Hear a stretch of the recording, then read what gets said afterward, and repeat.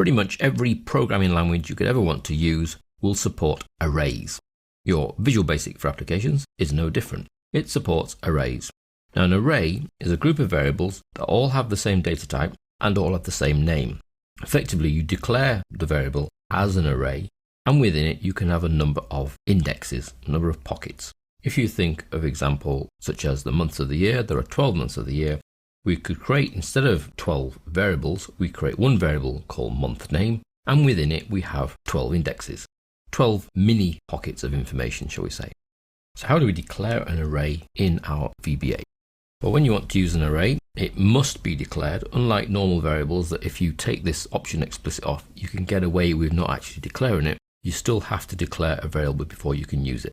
And you declare it in pretty much the same way as a normal variable, dim or public.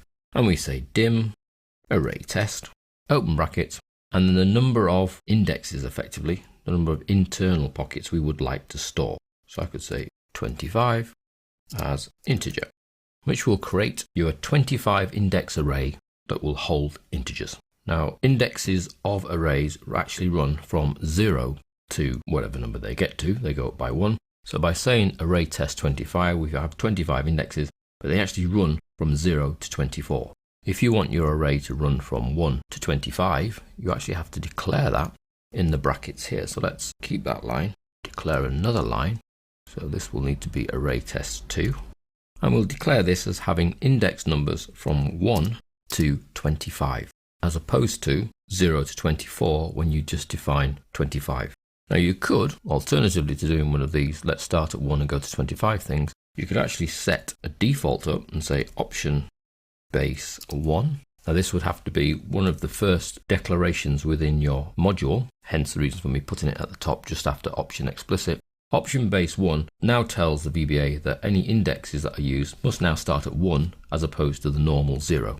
In which case, this declaration here will actually run from index 1 to index 25, as opposed to the default of 0 to 24. It's just something to bear in mind, because what we need to be able to do is actually access each of the index values within your array, and in order to do that, we need to know whether they start at 0 or whether they start at 1. So by adding option base 1, we are forcing the indexes to start at 1.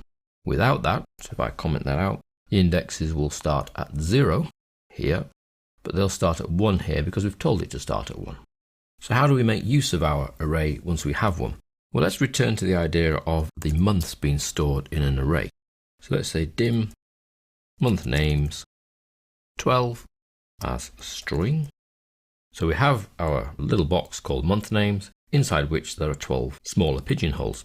We need to put values into those pigeonholes. So to assign values to indexes within an array, we simply say month names open brackets 0 equals January. Month names open bracket 1 equals February. So we can assign values to any one of the indexes within our array, remembering whether you've started at 0 or whether you started at 1. So let's put this little section here inside a routine. So sub months show, and you notice it's put the end sub, but for me that's in the wrong place because I want this lot to be within the subroutine. And then we'll simply message box one of the given months, which is month names 1. So this procedure, when run, will create an array. We're actually only assigning values to 2 of them, and then our message box will write out the value of the second index. So let's take our name down to the immediate window and return to run. February is in the second index position. So that's making use of the array feature, and you'll see as we delve into more programming, this will be used quite regularly, and you'll find that we use it with loops so that we can loop through each of the values of the array. But for the moment, we need to know how to declare them. So that's dim name of the array, open brackets, number of indexes within that array, close brackets as data type.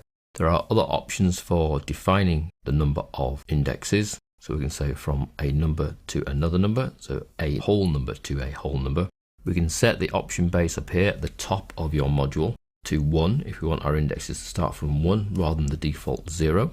And then we can assign values to any of the index holes within your array by using the name of the array, open brackets, the index number, close brackets, whatever it equals, and then we can pull out values by simply referencing the array name and then the index value you would like to return.